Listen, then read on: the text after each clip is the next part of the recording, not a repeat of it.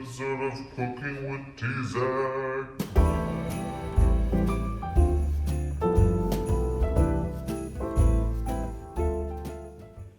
Hello and welcome to yet another episode of Cooking with T-Zac. Today's recipe is really exciting. It's not a dish I cook very often, but it's super versatile. The main ingredient can be switched out with practically anything.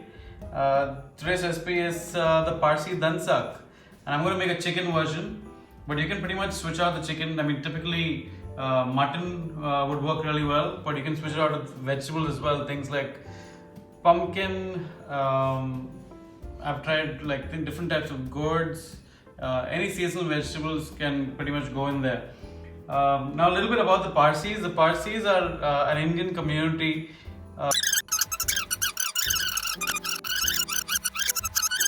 The Parsis are an Indian community of people who originally migrated from Iran to Gujarat 1200 years ago.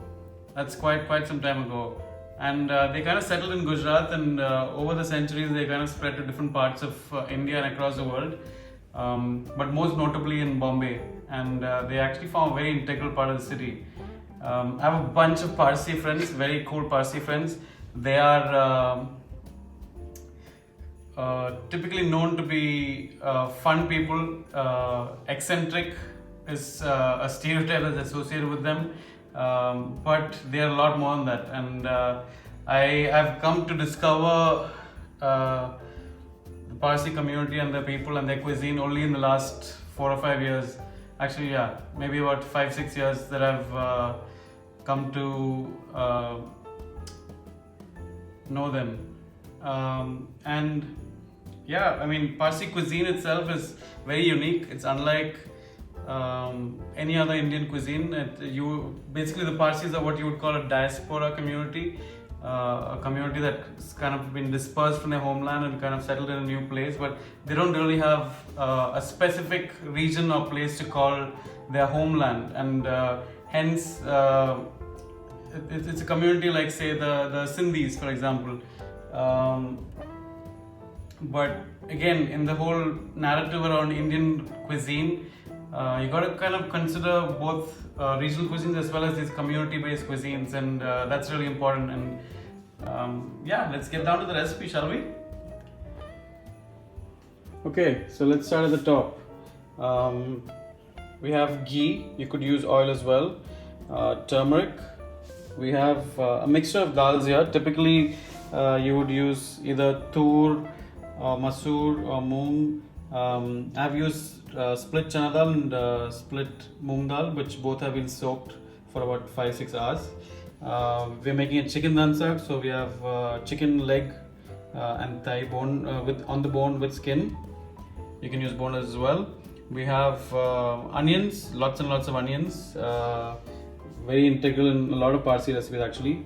We have methi leaves, which again is optional, but it really changes the flavor of the dish.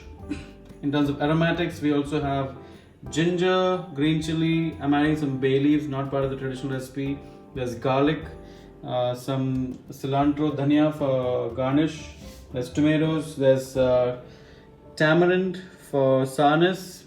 This is where things get a little different. The original recipe has pumpkin and sometimes eggplant or brinjal, but I don't have either of those, so I'm going to use sweet potato instead. And then, of course, the spice mix. We have red chili, cumin seeds, black pepper, coriander seeds, cardamom, cinnamon, and cloves. So yeah, let's get cooking. So I'm not going to bore you with scenes of me actually prepping, because you don't really need to see that. So we'll just cut straight to the finished prep, right?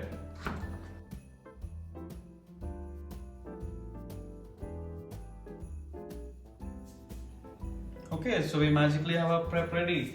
I'm going to take you through what I've done here. So we've got the tamarind soaking in hot water. The onions have been thickly sliced. The sweet potato has been peeled and cut into dices. I haven't done anything with the spices. Oh, it rhymes. Okay, The garlic has been roughly chopped. The ginger, I don't peel them anymore. But yeah, just roughly chopped, and the green chili roughly chopped as well. Tomatoes chopped up. The cilantro roughly chopped. The methi or the fenugreek leaves roughly chopped as well. And I've seasoned this chicken generously with salt. And that's going to just sit there for a little bit. Okay, so first things first, we're going to cook the dal. Like I said, there's a mixture of the not the tur, I got chana and split moong in there. I've got a couple of bay leaves in there as well, and then the sweet potato, which has been peeled and cubed. Now, typically, like I said, the recipe would have either pumpkin or eggplant or both. In this case, I don't have either, but I'm switching it out with sweet potato, which I think would have a similar sweetness level to pumpkin, and it's still giving some sort of like a texture to the final dish. Now this is the bulking component of the dish. A little bit of turmeric, and yeah, we boil this till it's almost mushy. So let that go in there. I will stay away, don't worry. The next step would be to sear the chicken, and I'm going to move this to the next burner, and I'll bring my favorite pot here. The chicken's already seasoned. It would have some of the water would have released because of the salt. I'm going to take that off, and start with some ghee.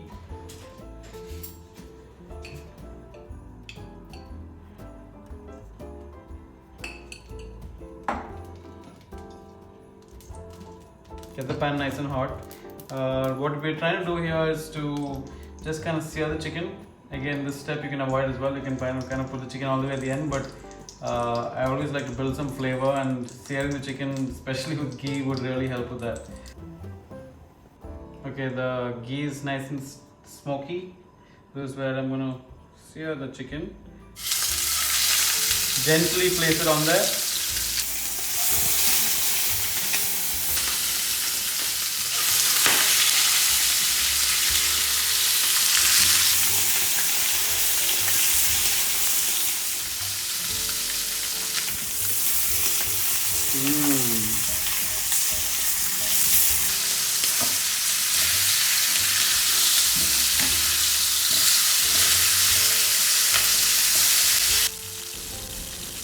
Okay, they're nice and brown. We can take these off.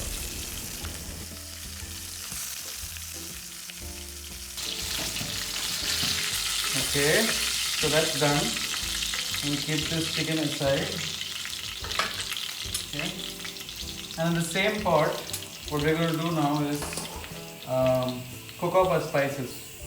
Okay, turn this to low, and then just add all of these in there.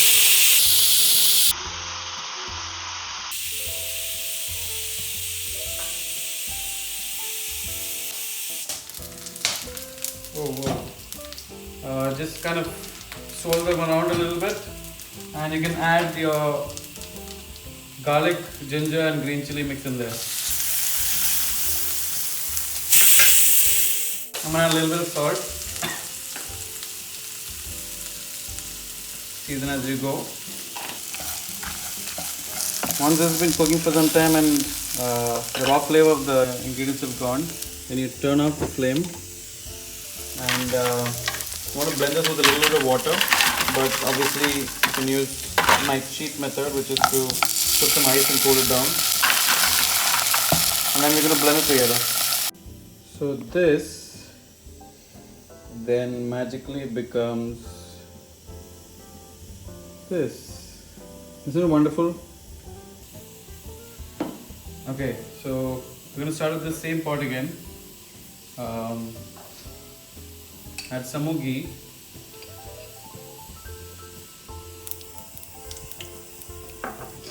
I think that's been cooking for about 15 minutes. I'm going to turn it off. That should be done. This is hot. and we're going to caramelize these onions.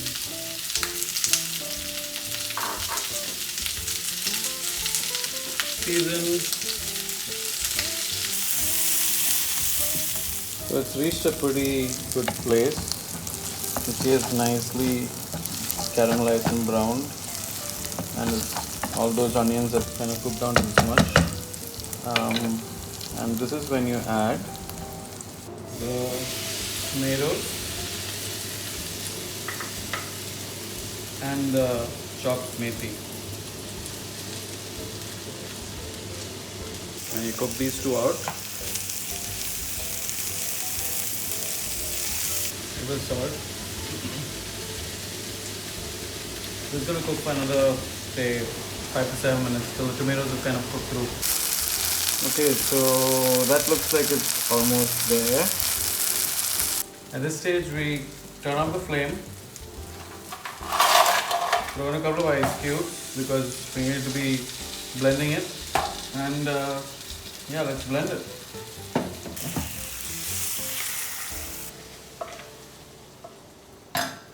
Again, when you're blending, you want to be careful. I know I put in the ice cubes, but you still want to make sure the mixture is cooled down.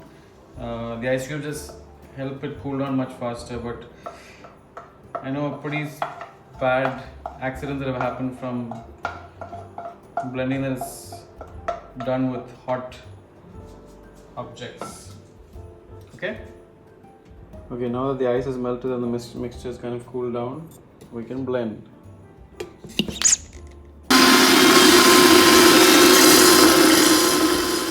Okay, so now that we have the spice paste ready and we have the caramelized onion paste ready, let us open this up. Okay, are you guys ready? Exciting times. What do you think is going to be inside? Let's try.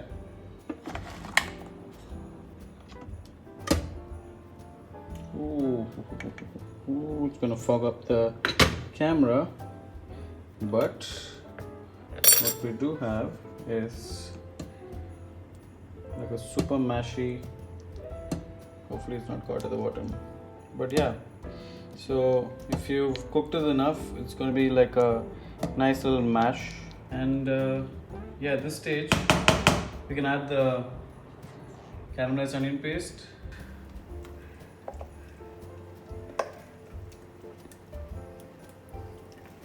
Get that all in there. And the spice paste.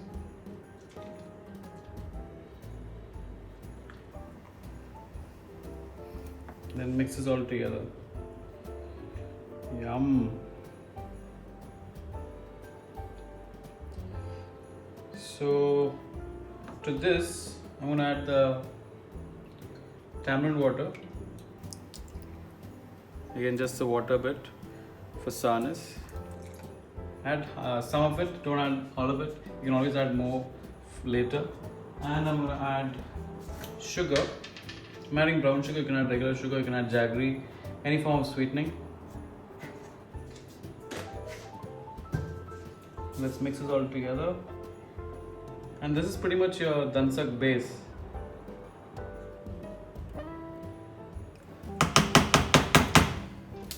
Now we turn this back up.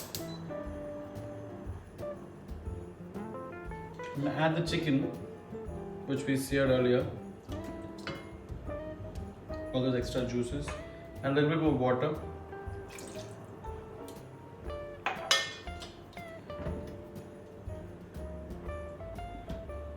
So the chicken was only partially cooked. It was just seared. And at this point we're going to finish cooking it. If you had mutton, you could either pressure cook it separately, or at this point, again, what I'm going to do is for just about one whistle, cook it till it's done. For the mutton, it's going to take a little longer. In case of vegetables, again, you can at this point add the vegetables and finish cooking it through. We've even done a prawn dansak at the Bombay Canteen. It's really delicious. So you can go crazy with whatever kind of ingredients you want to highlight as the main ingredient in this dansak. Okay, so that should be good to go.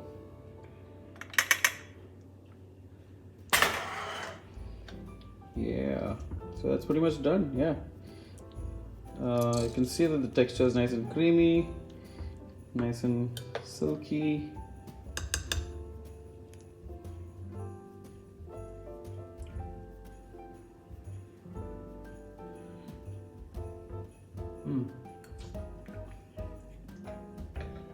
Oh man, it's so good.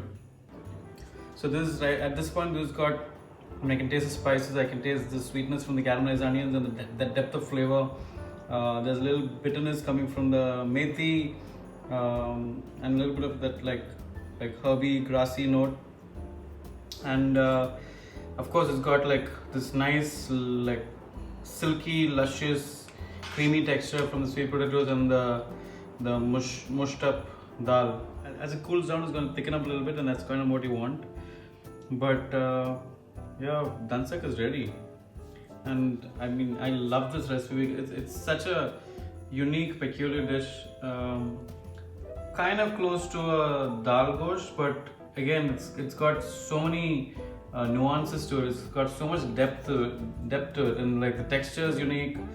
I just love it. It's super versatile as well. So I encourage all of you to go and try this. And I'm gonna go eat this with the Parsi brown rice. What's happening there?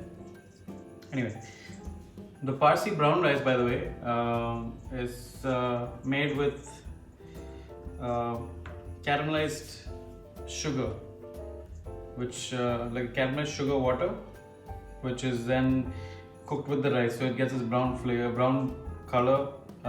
It's not really cooked with brown rice. It's made with basmati rice, and it's got spices like cardamom, cloves, cinnamon, similar to how I'd cook the mopla biryani rice. And yeah, you eat the two together along with some Parsi kachumbar, and you're golden. So thank you, and hope you try this.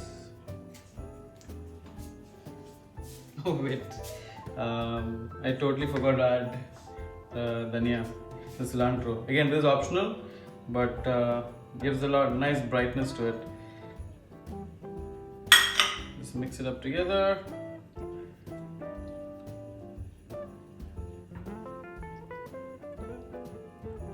Okay, now you're done.